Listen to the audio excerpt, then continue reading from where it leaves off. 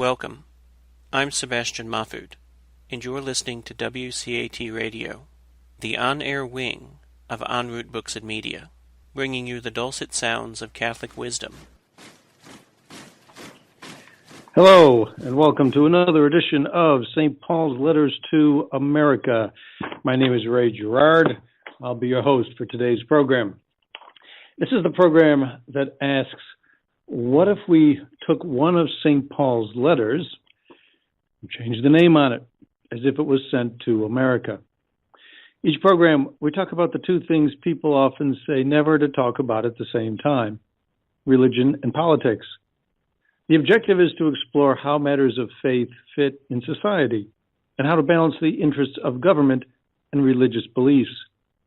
Specifically, we look at an issue present in our lives and in our society today and seek to look at it through the prism of one of St. Paul's writings. As we do, we always bear a motto in mind: love and kindness through the light of truth. Hopefully, that is what we do here. Today, we're going to talk about a new law that just passed in New York State. It is an abortion law. It was passed on the 46th anniversary of Roe versus Wade. It was proclaimed by the governor of New York, Andrew Cuomo, who openly relates to people that he is, and to the public at large, that he is a Catholic. It was proclaimed by the governor to be progress. And he said it was a bright light, and he hoped other other states would follow it. The Bishop of Albany, the capital of New York State, had a different name for this particular law. He called it the Death Star. It changes the law in New York State in a number of ways. I looked at this law. I'd seen a number of press accounts about it, and you see different things in different press accounts. So, as is always the case here, we try to go directly to the source. So I looked at the law itself, the text of the very law. Also, that law refers to other laws. I looked up those laws. So what you are going to hear now in terms of a description of that particular law is, in fact, what the law does and says. First and foremost, this law allows abortions up to the end of the third trimester. You can have an abortion on the 8th month and 29th day of a pregnancy. It is allowed in New York State to protect, if an abortion in that case, is to protect the health of the mother. Now, abortion supporters might say that that provides a certain safeguard, and on the surface, it would seem like it does provide a test that has to be met. However, the term health of the mother in the context of an abortion has been litigated in the courts. As a matter of fact, it was litigated at the very time that Roe versus Wade was decided. Ever since then, in a companion case known as Doe versus Bolton, it has been understood that health in this context refers to the physical, emotional, and psychological needs or issues that a mother faces. Meaning, perhaps such things as the psychological strain of raising a child, or the psychological strain associated with having to bear the expenses of raising a child. It could mean any one of a number of things. It opens the door to anything. Second, the New York law declares that it is a fundamental right of a mother to carry and give birth or to abort a baby, ceding the right to decide the life of a person to another person in an extremely dangerous precedential fashion. Dangerous because where else in the law does it allow somebody to decide whether somebody else lives or dies? 3, it removes the requirement to provide medical care for any child that happens to survive an attempted or botched abortion. allowing that child to effectively and gruesomely die on the table, perhaps slowly. 4, it removes the requirement that abortions be performed by licensed doctors and allows them to be done by so-called healthcare practitioners. They have to be licensed or certified, but still not doctors. These could be such people as nurse practitioners or doctor's assistants of one sort or another. Recreating the prospect of backdoor abortions, the very reason, the very justification that was most cited for the need to decide Roe versus Wade the way the Supreme Court decided it. It recreates the prospect of abortions done by people unqualified to deal with medical complications that might arise during an abortion, or in some cases, to properly protect the mother from the negligent actions of these medical practitioners. Because obviously they have less training that they're required to undergo. 5, it removes the requirement for medical records to be kept in the case of an attempted or botched abortion, making it possible for a healthcare practitioner to cover up a botched abortion. 6, it decriminalizes any abortion done in violation of the law, making it subject to the regulatory laws governing healthcare professionals, with the effect that, in the words of Americans United for Life CEO Catherine Glenn Foster, nail salons will be more regulated than abortion facilities. 7, it removes from the definition of a homicide the killing of a baby being carried by a mother for more than 24 weeks. Before that, it's not such a child is not considered viable and not a person. After that, that individual, a baby over 24 weeks, does not meet the standard of a person for the purposes of a criminal homicide. So that if the mother is attacked and, for example, stabbed in the abdomen by her attacker, after which the mother happens to survive, but the baby does not, the attacker can be charged with an assault, but no more.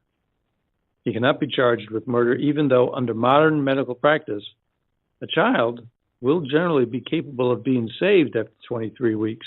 And certainly in the case of a baby that might be 8.5 months along, that baby could be viable and capable of life outside mother's room without any medical attention or special care at all. But still, that would not be a homicide. So how do we assess this particular law? Well, we're going to do that here, as always, in the context and in the prism of a letter from St. Paul. This one is a letter to the Romans, from the first chapter. He's writing about pagans and idol worshippers, and he says, "And since they did not see fit to acknowledge God, God handed them over to their undiscerning mind to do what is improper. They are filled with every form of wickedness, evil, greed, and malice, full of envy, murder, rivalry, treachery, and spite. They are gossips and scandalmongers, and they hate God. They are insolent, hostile, ingenious in their wickedness, and rebellious toward their parents. They are senseless, faithless, heartless, ruthless. Although they know the just decree of God, that all who practice such things deserve death, they not only do them, but give approval to those who practice them."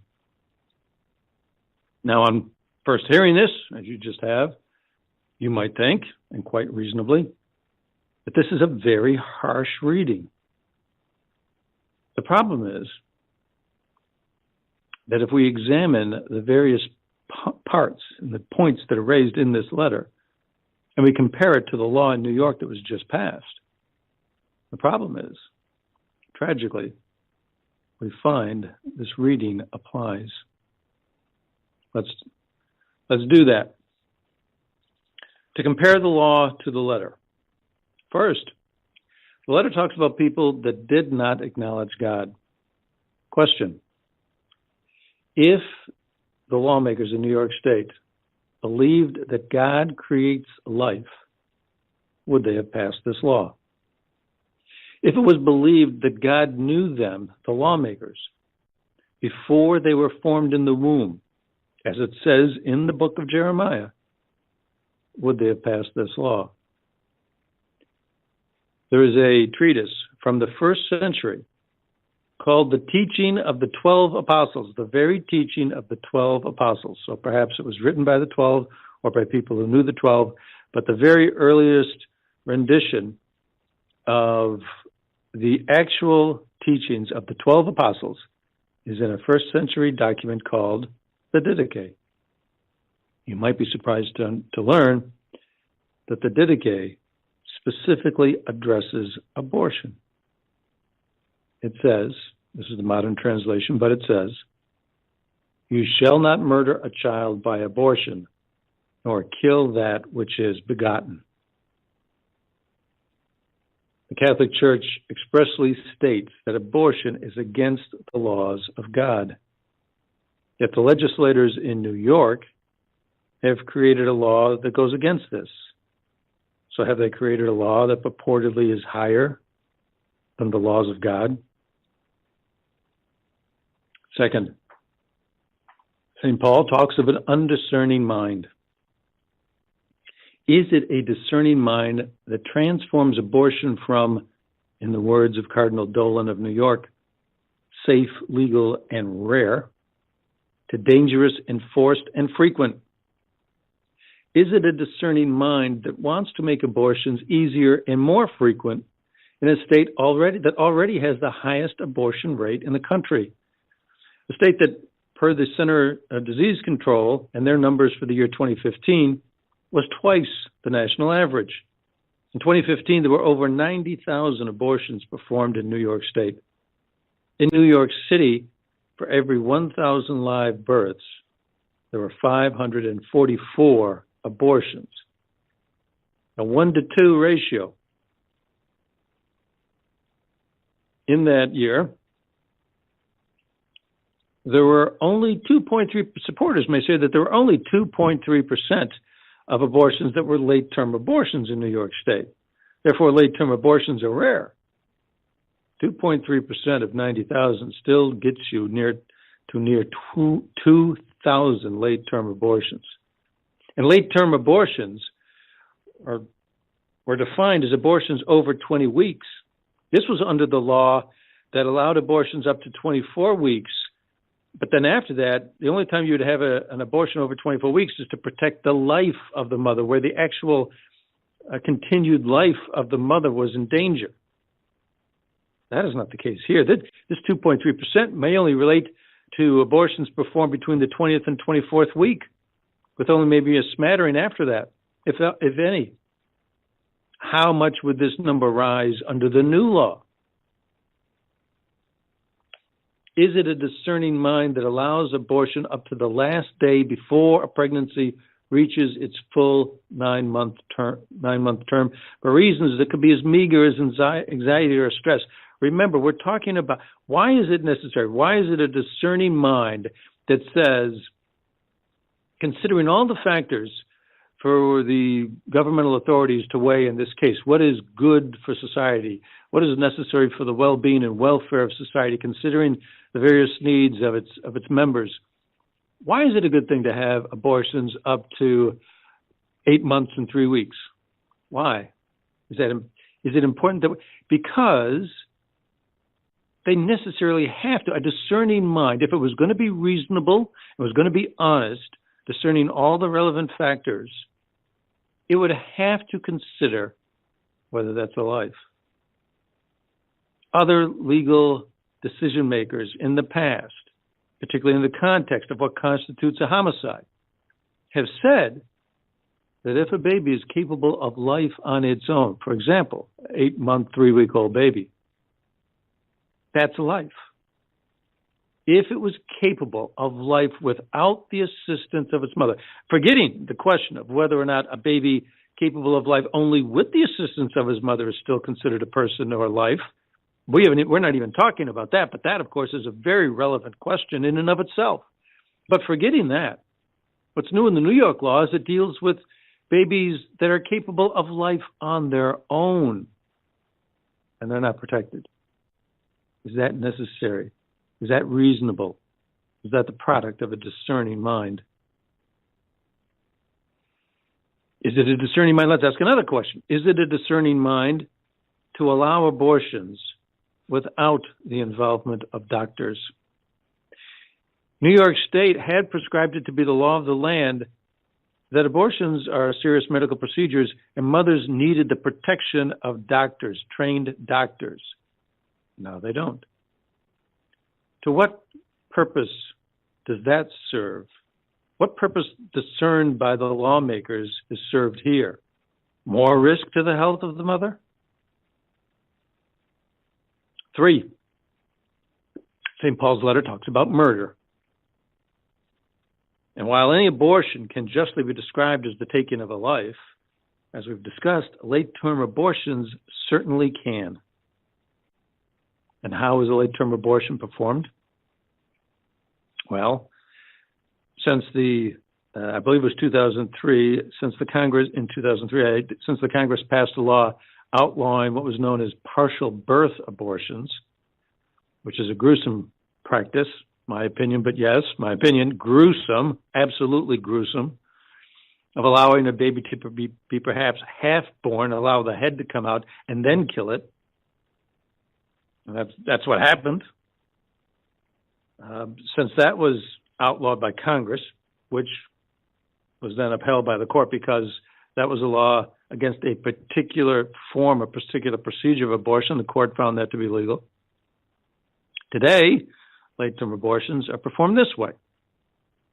A lethal dose of a drug called digoxin is administered by a needle into the baby's heart or head or torso, and it then causes cardiac arrest. The mother then has to carry that baby for 2 or 3 days until she can give birth to a miscarried baby. Miscarried being a misnomer, but nonetheless, because it's not something that results from a miscarriage, but an intentional act. In any event, if the dosage wasn't enough and the baby somehow survives, then this has to be done again. But at the end of that, if in fact the baby has died, the mother has to, after that, carry this baby for 2 or 3 days and then try to deliver it. If the body doesn't respond and go through a natural delivery, then the doctor has to dismember the now deceased fetus inside the mother's womb and remove it. And the mother, the person for whose emotional and psychological health we are so concerned, has to go through this process of carrying what she knows is a dead child for some 2 or 3 days. So a question, what is it if it's not murder, if a child would live unless you administer a lethal drug the specific purpose of which is to stop a heart? You do that to a live person, and that is very definitely murder. Number 4, St. Paul talks about treachery. Could treachery apply with this law? It's simply a law. It simply allows abortions later than before, or not. Right? Does it do more? Well, a question. Why would lawmakers make a law that eliminates the need to keep records? Is it not treacherous to hide something? Is it not treacherous to keep something in the dark? Is it honest and open to want records? If so, then when you don't want records, is it less than honest and open? Here in the case of a baby, without any ability to defend itself or fight for its life, if it were to be subjected to the efforts of adults to take that life and somehow manages to survive the ordeal, as has happened no small amount of times, here, no records are to be kept. Why? Why? While it may be explained away somehow, if no such law was ever made, due to oversight perhaps, they just didn't think of putting in that requirement, this cannot be said once such a law is made and then eliminated. The only reasonable explanation in that case is to keep things secret. 5, St. Paul talks about spitefulness or being ingenious. Another question. Why, if it is currently a crime to kill an unborn late-term baby, and for example, a knife attack or maybe a car crash by a drunken driver, why in that case why has it been the case in New York State that would be considered the taking of a life? But now it's not. Why would lawmakers remove that law? The answer is apparent. It is inconsistent to allow people to perform abortions, but somehow punish other people if they do the equivalent. If you take a life and you're not a healthcare practitioner, you'll get punished. But if you are, you don't. Well, that doesn't make sense. It has been an argument of pro-life supporters that does not make sense. So to remove such it's necessary to remove such an argument, is it not? So to do that, we change the law. Simple enough. But have we now allowed a crime before a non-abortion procedure killing of a late-term baby was a killing? No, it's not. Seems like the only reason is to improve the argument of abortion supporters. Now, if you think this perhaps is exaggerated, the ACLU, who supports these laws, well, this law in New York State specifically and others, has said as much. They have said it is problematic that the prenatal homicide laws it's problematic that they treat a fetus, quote, as a person. So now attackers, drunk drivers can avoid penalties for their actions.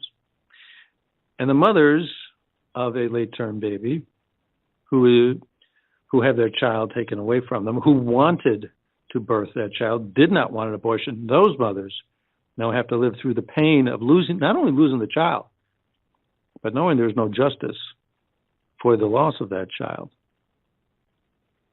6, scandal mongers. St. Paul talks about scandal mongers. Well, if you look what is scandal? That's obviously, the next logical question, what is a scandal? Well, if you look to section 2284 of the Catechism of the Catholic Church, you will find what that means. In the eyes of the Church, that means an attitude or behavior which leads another to do evil. It is a grave offense if it leads another to a grave offense. 2285. It takes on particular gravity by reason of the authority of those causing it. 2286. It can be provoked by laws. Therefore, they are guilty of scandal who establish laws leading to the decline of morals and the corruption of religious practice. No discussion is necessary here. The definition is sufficient in itself to see that this applies. Next, St. Paul talks about people being boastful.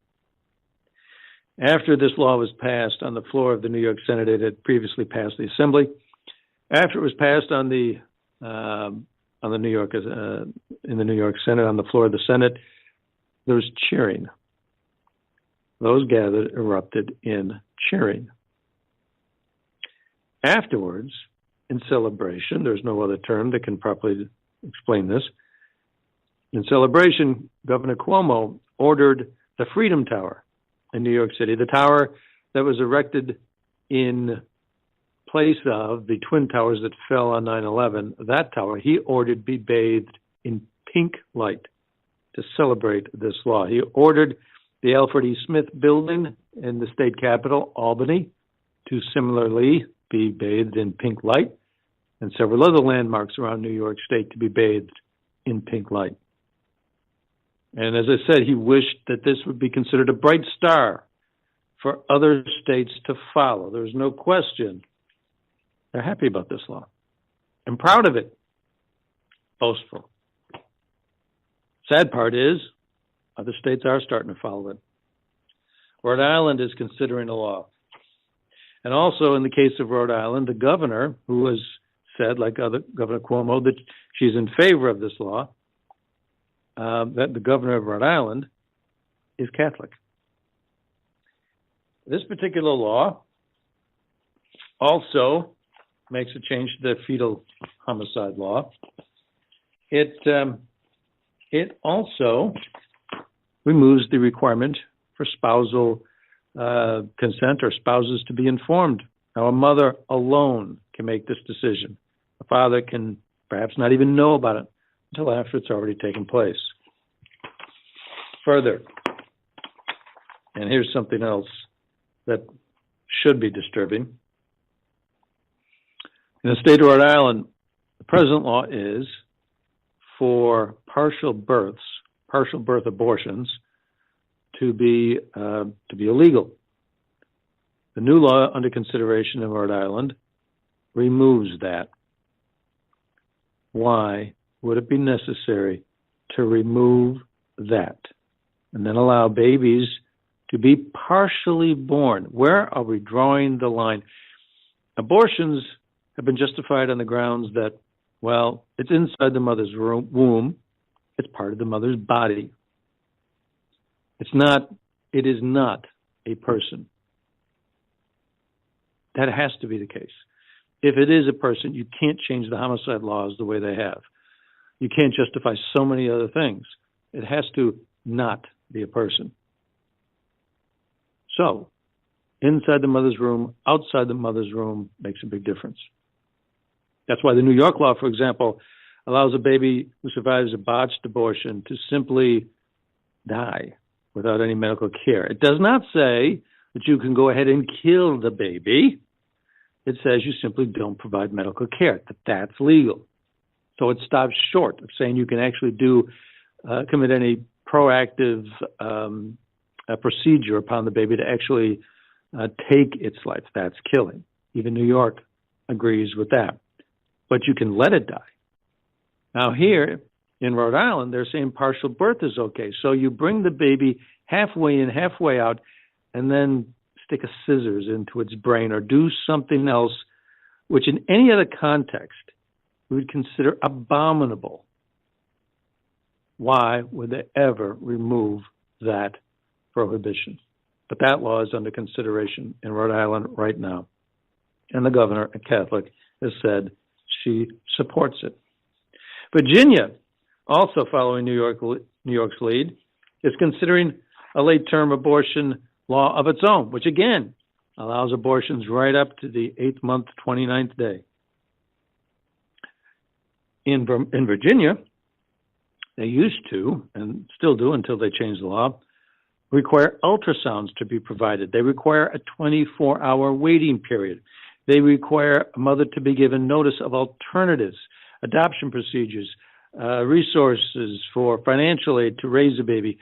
They have practices and procedures in place to give a mother what would normally be considered, by a discerning mind, I would say, an informed choice. Those laws, by this new proposal, would be removed. The governor of Virginia, likewise, has said he supports this law. So we have now one state that's already passed. There are at least half a dozen other states that allow similar late-term abortions, but we have New York, one of the most populous states in the country, the one that performs the most abortions in the country, now allowing abortions right up until the end of a pregnancy. We have other states now proposing new legislation to follow suit.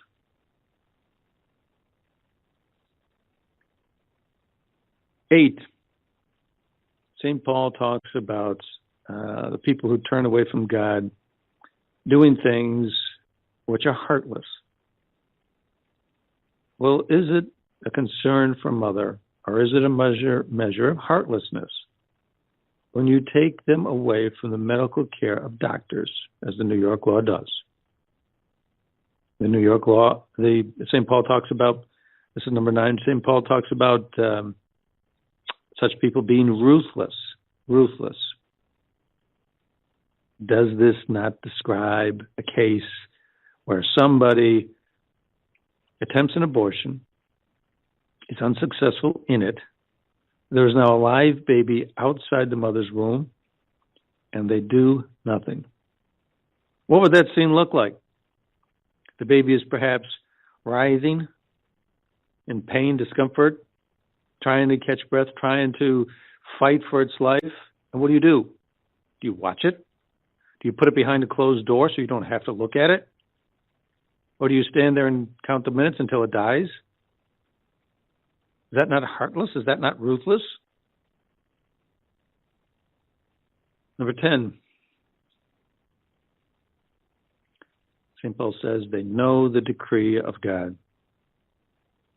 This one is clearly true.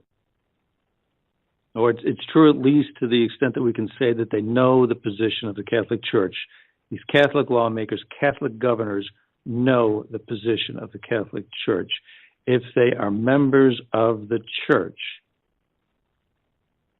do they not believe that the Church serves God, represents God for the most part, if not always, reflects the desires of God? Would it not be a desire of God to want babies not to be killed in the way that the New York law allows? The Catholic Church has made its position known on abortion for years. The Catechism of the Catholic Church has an extensive section on abortion. Pope Francis, last summer, in talking about abortions, he came out with a public statement in talking about abortions done for those who were chronically ill or likely to be disabled, calls those types of abortions, or he said in relation to those abortions, that it is fashionable, or at least usual, that when in the first months of pregnancy, doctors do studies to see if the child is healthy or has something. And the first idea is, let's send it away. The Pope said, we do the same as the Nazis to maintain the purity of race, but with white gloves on. Well, if Pope Francis referred to aborting fetuses that were likely to be disabled or chronically ill as Nazi-esque, what would he say about abortions done for purposes of convenience? Convenience? Are abortions done for that? People say no. Norma McCovey, the woman known as Jane Roe in Roe versus Wade, the reason we have abortions legal in this country, was approached by people to be the plaintiff in that litigation. She became, from 1995 until 2012, the year of her death, if I have those dates correct, but something similar to those dates, I believe, is correct. In any event, she became an ardent pro-life advocate for the last portion of her life. And one of the reasons she said that she became such an advocate is that they never told me years after, people would come up to me and thank me because without you, I wouldn't have been able to have 5 or 6 abortions. Convenience?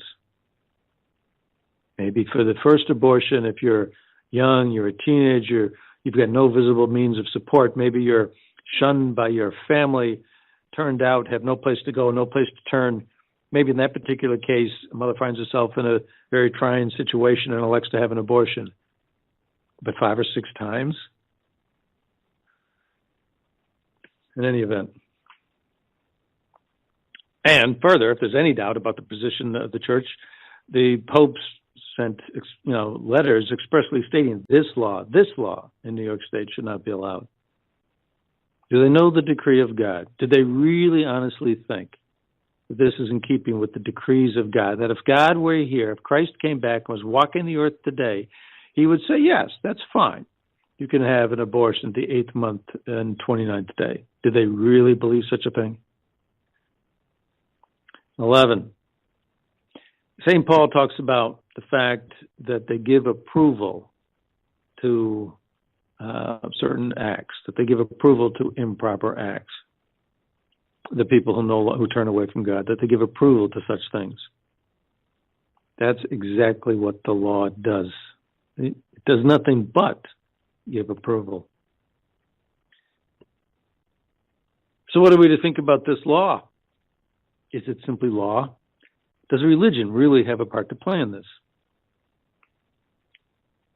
The statement's been made before here on this program that in America, we believe that there should not be any direct approval or sanctioning of any particular church, that there should not be a direct incorporation of religious principles into law as principles of a religion, that there is not to be any overt enshrinement of a church as part of the state, but that we do need, that it is healthy for us, it is necessary for us to have in the hearts of the people in our government the principles of the Christian faith. Without that, society goes astray. If they don't have these core values, these core beliefs, they will lead us astray. What principles, you ask? Well, those that constitute truths. That's what we do here in this program. We make it a concerted effort to argue and analyze and consider whether things are true. And certain things like life itself, the protection of life itself, can certainly be considered among those things that are true, that it should be the conduct and behavior of people to respect life. If you didn't have that, society itself would disintegrate totally. Could we have people running around the streets killing other people? Absolute chaos and havoc. But if we go to section 2273 of the Catechism of the Catholic Church, we find they discuss this very idea of religious principles being honored by governmental officials and authorities. They say, in 2273, it says, the inalienable rights of the person must be recognized and respected by civil society and the political authority. These human rights depend neither on single individuals nor on parents, nor do they represent a concession made by society and the state. They belong to human nature and are inherent in the person. The moment a positive law deprives a category of human beings of the protection which civil legislation ought to accord them, the state is denying the equality of all before the law. When the state does not place its power at the service of the rights of each citizen, and in particular of the more vulnerable, the very foundations of a state based on law are undermined. What is this section of the Catechism referred to? It refers to inalienable rights. Does that sound familiar to us as American? Do we not know? Does not each and every one of us know that section of the Declaration of Independence that talks about certain unalienable rights? And among these are life, liberty, and so forth. The Catechism talks about the equality of all. What does this remind us of? The Constitution of the United States itself recognized this principle. The 14th Amendment says, nor shall any state deprive any person of life, liberty, or process without due process of law. Question, is it enough for a healthcare practitioner to decide that some level of anxiety is enough for a late-term abortion? Is that due process of law? If a mother is given the right to decide to carry, it's her fundamental right to carry or not carry an aborted baby. Is that due process of law for a mother to decide that all by herself? 14th Amendment also says, however, that the state shall not deny to any person within its jurisdiction the equal protection of the laws. Is the Catechism talking about the Constitution and the Declaration of Independence, or vice versa? They seem to mirror each other in some respects. And the Catechism goes on to also say, the very foundations of a state based on law are undermined. Is that true? Why would it say that? If a state recognizes human rights and that rights of individuals are inherent in something the church stands up for, but increasingly in our society today others do not, the concept of human dignity, because it's a dignity born of the fact that we're created by God, that we're destined, hopefully, to be united with God, that we are differentiated from, let's say, a plant or any other part of the created world because of this special privilege that we have, because we believe in Jesus Christ, because we believe that Jesus Christ is offering humans eternal life, that there is a dignity to being human. And if this human dignity and the corresponding human rights are recognized by a state, an individual, then the state believes that it should serve the individual. The contrary to that, however, if we lose sight of that principle, that humans have rights, that humans have dignity, if we lose sight of that, the contrary is the state may serve itself against the individual. If babies, half in, half out of a womb, all the way out of the room, but you've already started an abortion, if their lives can be deprived, taken from them, or if they can be deprived of life, who's next? What other individuals may come next? The governor of Virginia is in turmoil right now because he made comments acknowledging the idea that after a baby is born in an attempted abortion, we can then decide. Well, then we'll sit down with the mother and decide whether or not the baby should continue to live. Anyways, it's the very concept of people sitting around deciding whether or not somebody else should lie should be shocking and abhorrent to the core of everybody. Not the governor of Virginia, apparently. All right. So, what we have so far is a law that does all the things we talked about. So, what should happen? Well, we talked about the relationship between government and the church. If our lawmakers choose to go their own way and not recognize the importance of maintaining these religious principles in their hearts as they make the laws, what's the response of the church to be? Should there be? Many people are calling for the church to come out with a forceful response. Some people are saying, well, these Catholic governors and lawmakers should not be allowed to receive communion. That's already the case. That's automatic. There's no special procedure or activity or proceeding that has to be conducted by the church for that to occur.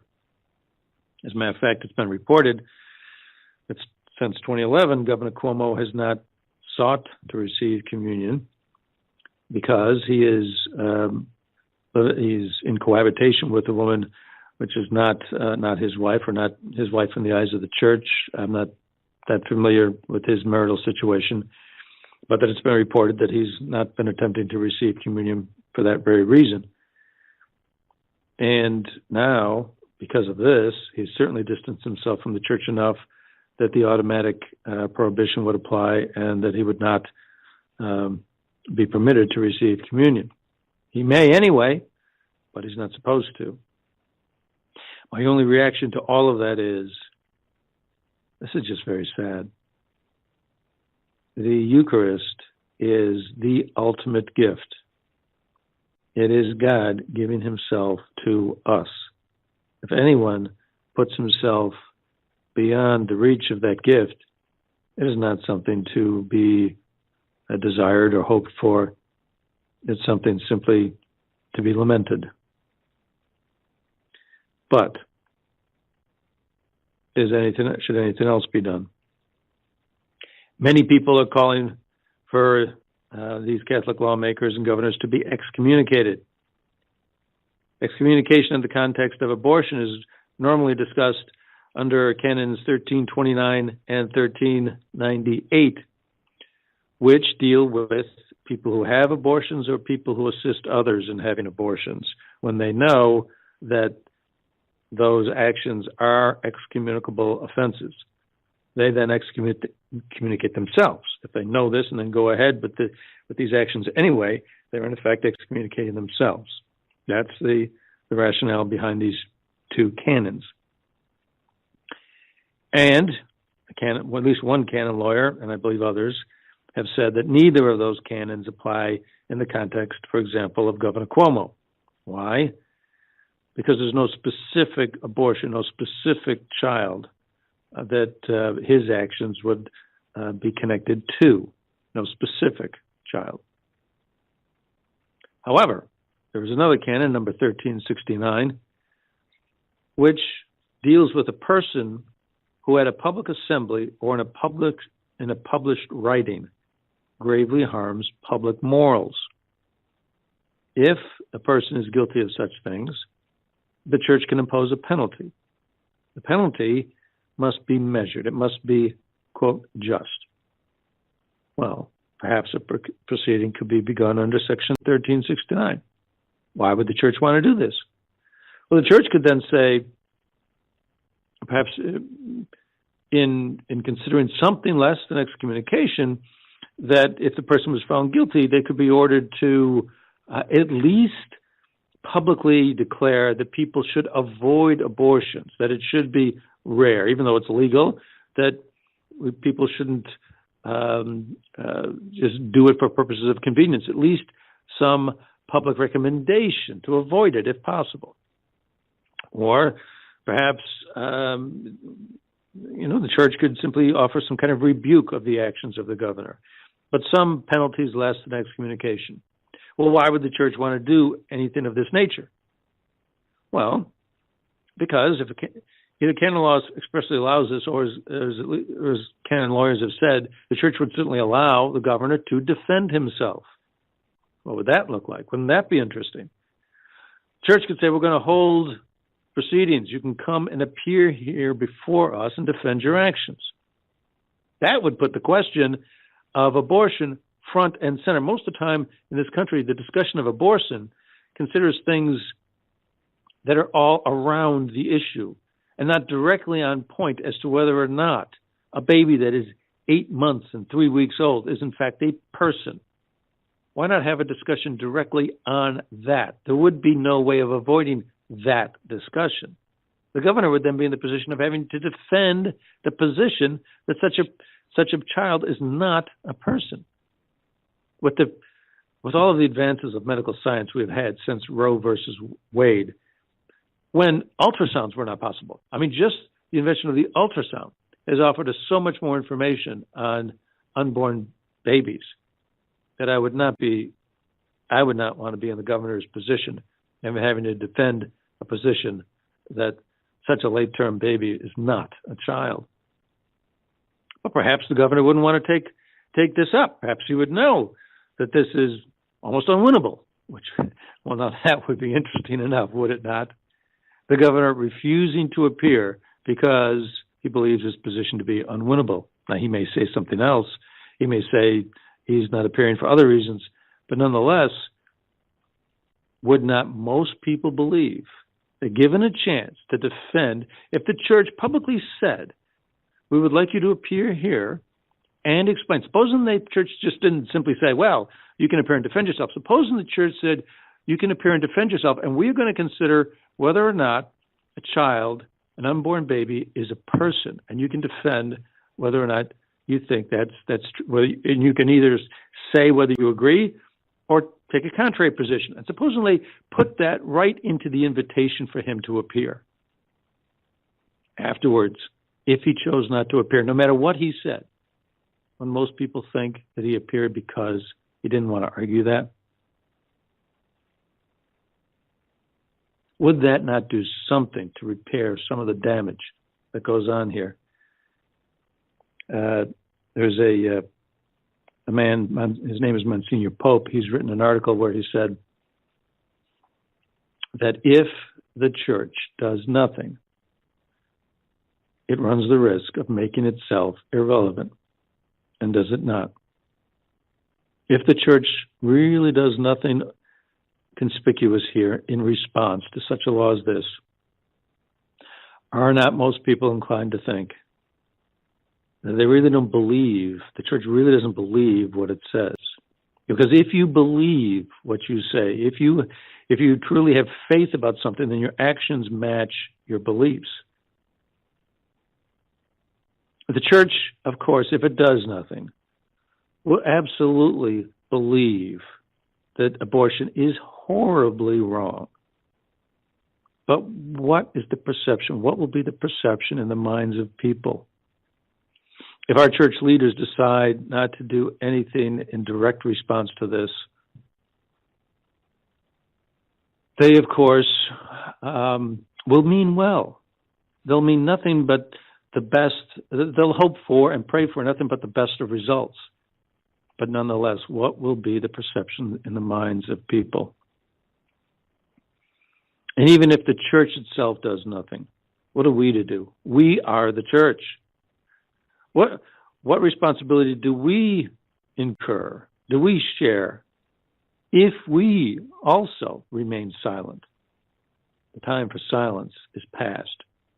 When laws like this, laws like the one we're talking about, get passed in the state of New York, what is next? Is not our civil state, in fact, burning?